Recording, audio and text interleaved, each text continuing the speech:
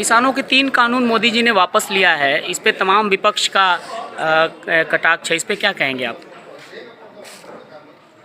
अब मुझे तो आश्चर्य हो रहा है कि कटाक्ष किस लिए कर रहे हैं लोग।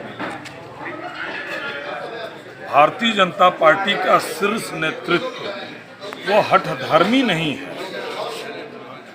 मोदी जी ने अपने संबोधन में कहा था कि देश के कुछ हिस्सों में हम इस कानून की खूबियां कुछ बड़े किसानों तक नहीं पहुंचा पाए और हमारा मन और मस्तिष्क खुला हुआ है। उनको लगता है वैसे भी सुप्रीम कोर्ट ने के आग्रह पर सरकार ने इसका क्रियान्वयन रोक दिया था। हमने इसको समाप्त कर दिया है कि ठीक है, बिल हम अभी समाप्त करते हैं।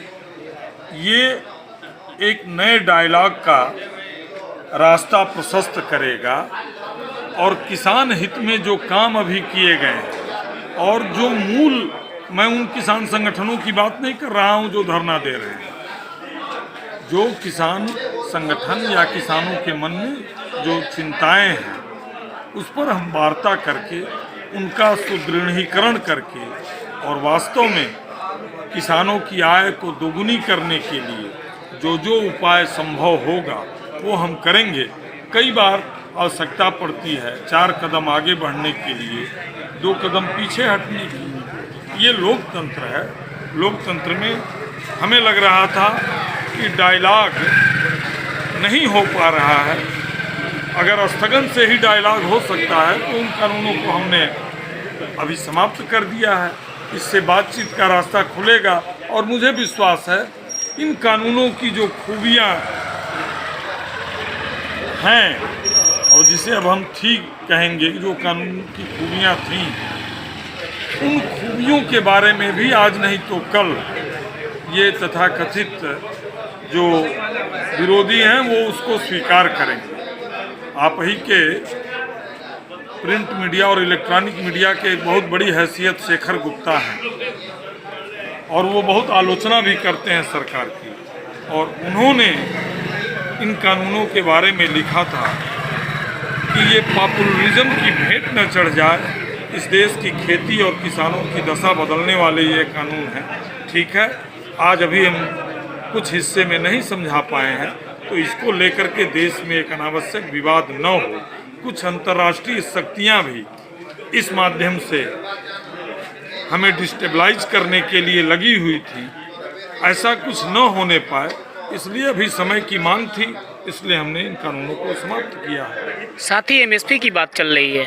एमएसपी पहले थी, आज है और कल भी रहेगी। और मैं तो देवरिया जनपद का प्रतिनिधित्व करता हूं, भारतीय जनता पार्टी का जिलाध्यक्ष हूं। हमारे जनपद में जितना श्रीमती मायावती जी के 5 वर्ष के शासनकाल में और जितना श्री अखिलेश यादव जी यानी 10 वर्ष के शासन काल में जितना धान और गेहूं की खरीद ज्वाइंट मिला करके अगर जितनी हुई है उतना केवल हमने 4 साल में उससे भी ज़्यादा कर दिया। और एमएसपी पर इस ढंग की जो लोग बात कर रहे हैं वो केवल वो गुमराह करने वाली बात करते हैं। एमएसपी का जो स्टेटस था वह है और आगे भी रहेगा। किस तरह का कार्यक्रम था और क्या लोगों को निर्देश दिया गया है आपकी तरफ से? भारतीय जनता पार्टी की एक इकाई शिक्षक प्रकोष्ठ है और आज से हम पूरे प्रदेश के 403 विधानसभाओं में अपना शिक्षक सम्मेलन प्रारंभ कर रहे हैं। गोरक्ष प्रांत के अंतर्गत 12 जनपद आते हैं, जिसमें 62 विधानसभा है।